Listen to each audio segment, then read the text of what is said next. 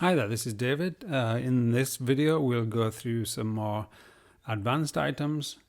There'll be various topics here. Maybe worthwhile coming back to this video after you've used the application for a little while. There'll be some good information here. Okay, firstly, there are several teams that have multiple age groups.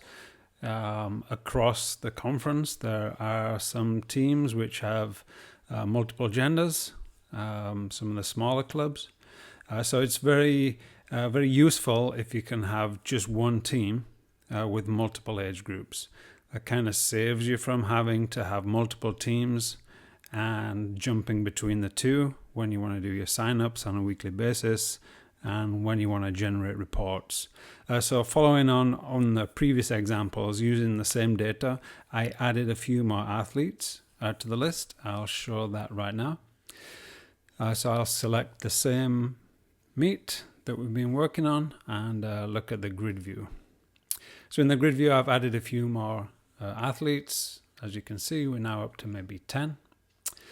Added some signups, which is pretty straightforward. And I've actually classified a couple of these athletes as the older age group, 11 to 12-year-olds. So if you select on the age groups, you can see you can remove the mids, and the mids will be removed from this report, or you can add them back in and remove the bantams. Okay, the reason that this is useful is obviously when you're doing your signups, you're dealing with one list and not jumping around between the two. The same would apply if you were having a combined boys and girls team too. To do this is pretty straightforward. If you go into your team dashboard and click on the ellipsis next to your team, and then if you go to the age group section, you just add the age groups that you're interested in having on the team. So here we have the 9 to 10 age group and the 11 to 12 age group, and then that makes those groups available for your team. So if you were to go back here and go to the export, you would see that Porter Stout is mids and IPA Hops is also mids, and the rest of them are set up as bantams. Okay, so that's how you would do that. Select the age groups and then update, and then go back to your team dashboard and you can complete the signups. Okay, that same option is available on both the grid and the list. So if you were to go to the list and in here, just remove the bantams. Now you only have the two athletes which are in the different age group. I think that's it for multi-teams. Another feature that's worthwhile pointing out is the PR option. If you go to the grid beta, you'll see the X denotes where athletes have indicated that they will participate. You can replace the X's with PRs. I've set PRs for maybe half of the team. So if I click this, you can see the PRs come through. This is quite a handy view. You can apply that and see that. Of course, in the other view, it's all about the PRs anyway, so they're all listed here anyway. Those athletes that do have PRs are listed here. Okay. Another feature to show is when an athlete decides not to participate for a week, take the week off. Here, when you look at this report, when you look at this screen, I should say, you can see pretty quickly that there's Brandy has signed up for 0 events. That can either be because Brandy's not giving you the sign up yet, or it could be because she's out. So if you were to tag Brandy as out, now you can see pretty quickly that she's out. And if you go back to the team dashboard and look at the reports now, in this option, you can include the kids that are absent and apply, and Brandy will be shown with the word out numerous times across the screen. So that's the athlete out feature. Another feature to discuss is the coaches option.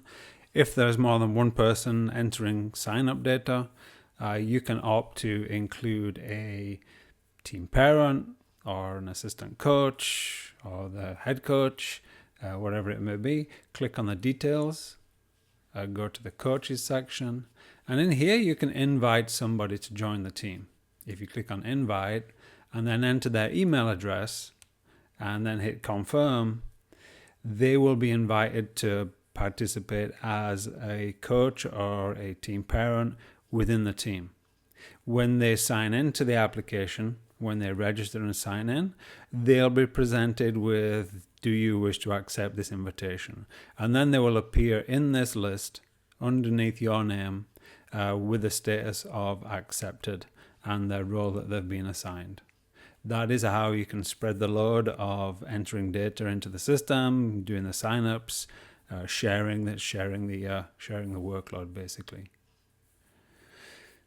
Okay. Another feature that's worth seeing is a lot of team names have, like I have here, have the year alongside the team. If you've progressed and 50% of your team is staying the same and you want to maintain the team, you can just change the name of the team here and hit update. And then from there going forward, your team is now called Bantam Girls rather than Bantam Girls 2015.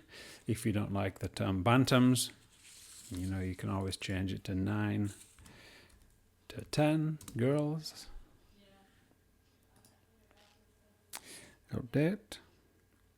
Okay, one last thing to show here is the events. Now, events typically something we don't really need to modify.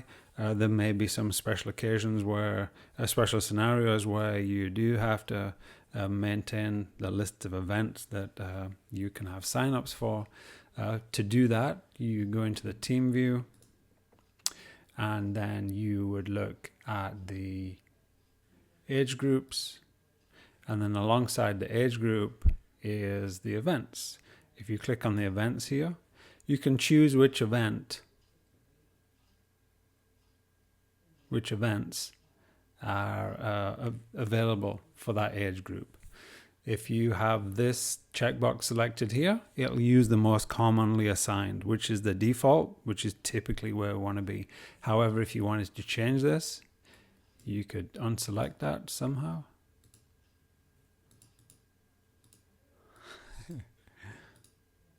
You click like that. Okay, and then you could add, just for example, you could add the 1500 meters. 1500 meters has been added to the list. In this position is typically around this location. You could move this up or move this down, and when you finish, you can click done. Since I've added the 1500, I will remove the 1600 and I will hit done. Now when I go for a sign up for this team, I'll remember to click update here. When I click on the team dashboard and I do signups, I will now see, when I go to Robin Marks, I will now see that the 1500 is available for sign up. Okay, and also this will show on the reports. Okay, as I said, this section is probably not used very much, maybe used occasionally, maybe for the finals. Okay, and that about covers events. And now one more pretty useful thing that I've seen a lot of coaches do is when they're signing up for the 4x1, let's say here that everybody on this team wants to do the 4x1. If you click the 4x1 and in the notes, people are typically entering A, meaning they're on the A team, the A relay team. And then if you go to Ashley and also sign her up for the 4x1 and enter her into A, and then go to Brandy, 4x1, A, then Brenna. Oh, I had Brandy's out. 4x1 and A. Brandy's no longer out. She's showing up just for the relay. Now when you run the report, specifically the list report, and you look at the 4x1, the note here is all these girls are on the A relay team. It would show better if I added more girls without that note. Okay. Likewise, if you were to add any note, it would show on that same screen. If you look at the grid beta, which is the new grid for this year, you can choose to show the notes in here. And that's called comments, and apply. And there you will see that under the 4x1, all the A relay team girls are listed. Okay, so that's just a few of the more advanced features. If anybody has any questions, please feel free to reach out. I am here to help, and I will make time available to help out. I thank you for your time listening, and have a great season. Take care.